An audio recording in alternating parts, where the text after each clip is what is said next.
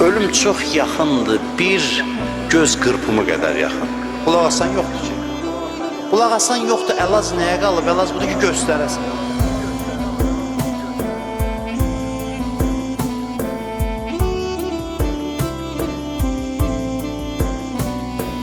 Mən bu ağlamalı, mən bu gülməli, dünyaya ağlayıb gülməyə gəldim. Bir dünya tapılmaz, bundan ölməli, mən də tamahlanıb ölməyə gəldim.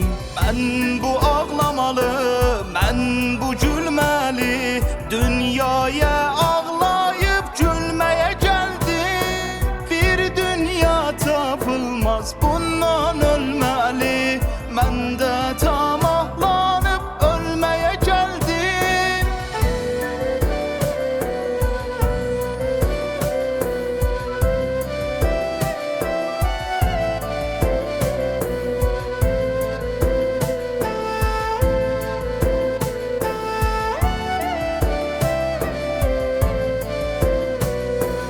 Hələ bu dünyada izim yox idi, hər şeyi görürdüm, gözüm yox idi. Hələ ruhum vardı, özüm